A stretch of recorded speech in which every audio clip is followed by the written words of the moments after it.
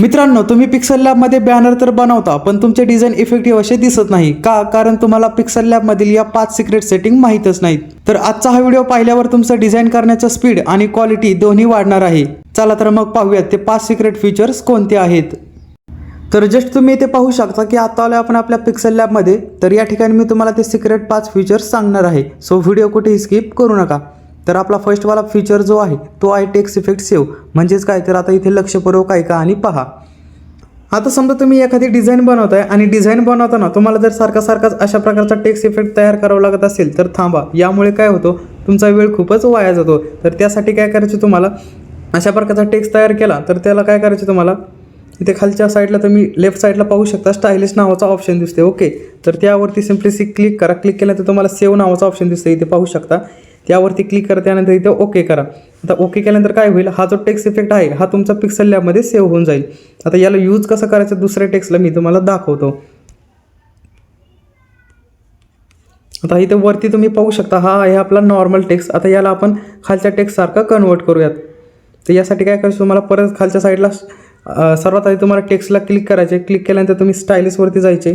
त्यानंतर इथं परत तुम्हाला ब्राउझर नावाचा फर्स्टलाच ऑप्शन दिसतो. ओके, तर त्यावरती सिम्पली क्लिक करा. क्लिक केल्यानंतर तुम्हाला इथं माय स्टाईलमध्ये जायचे आणि जेवढी तुम्ही इथे टेक्स्ट इफेक्ट सेव्ह कराल तेवढी तुमचे इथे ॲड होऊन जातील. ओके, तर आत्ताच आपण जस्ट जो टेक्स्ट इफेक्ट ॲड केला होता तो इथे शो होतो आहे. त्यावरती क्लिक करून तुम्ही इथे पाहू शकता जशाच तसा आपला टेक्स्ट इफेक्ट जो आहे तो इथे ॲड झालेला आहे. तर यामुळे नक्कीच तुमचा डिझाईन बनवताना वेळ वाचेल.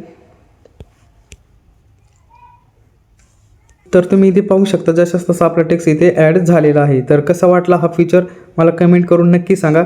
आणि जर तुम्हाला माझ्याकडील जर हे सर्व टेक्स्ट इफेक्ट जर पाहिजे असतील नक्कीच मला कमेंट करून सांगा. नेक्स्ट व्हिडिओ आपण याच्यावरती बनवूयात. हे सगळे टेक्स्ट इफेक्ट मी तुम्हाला PLP फाईल दरम्यान देऊन टाकेन. ओके, तर नक्कीच मला कमेंट करून सांगा तुम्हाला यावरती व्हिडिओ पाहिजे का नाही. आता पाहूयात आपण सेकंड नंबरचा फीचर. तर तो कशा प्रकारे आहे पाहू शकता तुम्ही. आता समजा तुम्ही गडबडीत काय केले, हे जे इंग्लिश लेटर जे आहेत हे पूर्णपणे स्मॉलमध्ये टायपिंग केले. ओके, तर त्याला सिम्पली वन क्लिकमध्ये कॅपिटलमध्ये करण्यासाठी काय करायचं, मला एडिटवरती जायचे. त्यानंतर तुम्ही इथे वरती टी नावाचा ऑप्शन पाहताय. ओके, इथे पाहू शकता तुम्ही टी नावाचा ऑप्शन पाहताय. सिम्पली त्यावरती एकदा क्लिक करा. क्लिक केल्यानंतर तुम्ही इथे पाहू शकता आपला पूर्ण टेक्स्ट जे आहेत हे पूर्णपणे कॅपिटल झालेले आहेत. इथे सिम्पली ओके करा. ओके केल्यानंतर तुम्ही इथं पाहू शकता की सर्व टेक्स्ट जे आहेत हे आपले नक्कीच कॅपिटलमध्ये वन क्लिकमध्ये कॅपिटल झालेले आहेत. तर परत त्याला स्मॉलमध्ये कन्वर्ट करायचं असेल तर परत काय करायचं, तुम्हाला एडिटवरती जायचे आणि परत ह्या टीवरती तुम्हाला क्लिक करायचे.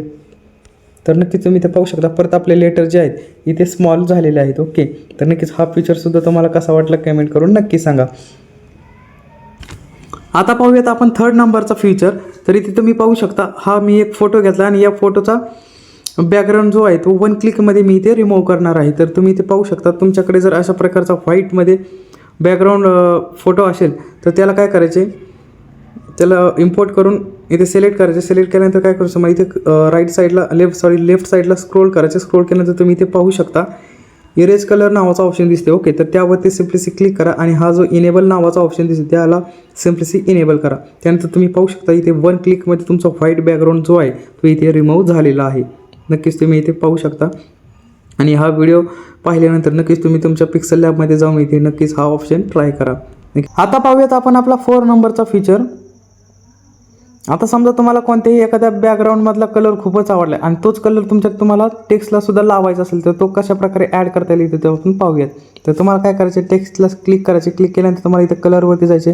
त्यानंतर तुम्ही इथं प्लसचा आयकॉन पाहता त्यावरती क्लिक करा. क्लिक केल्यानंतर तुम्ही इथं पेन्सिलच्या लेफ्ट साईडला तुम्ही इथं हा पेन्सिलसारखा आयकॉन पाहता त्यावरती सिम्पली क्लिक करा. क्लिक केल्यानंतर तुम्हाला काय करते, तुमच्यासमोर काहीसा अशा प्रकारचा इंटरफेस ओपन होईल. आता अशा प्रकारचा इंटरफेस ओपन झाल्यानंतर तुमच्यासमोर इथं तुमच्या लेअर ज्या आहेत इथे शो होतील. ओके, तर आता समजा मला इथे बॅकग्राऊंडवरती क्लिक करतो आणि क्लिक केल्यानंतर मला बॅकग्राऊंडमधील काहीसा अशा प्रकारचा हा कलर जो आहे तो इथं मला खूपच आवडला आणि हाच कलर मी माझ्या टेक्स्टलासुद्धा ॲड करणार आहे. तर तो कलर सिम्पली इथे सिलेक्ट करायचा आहे.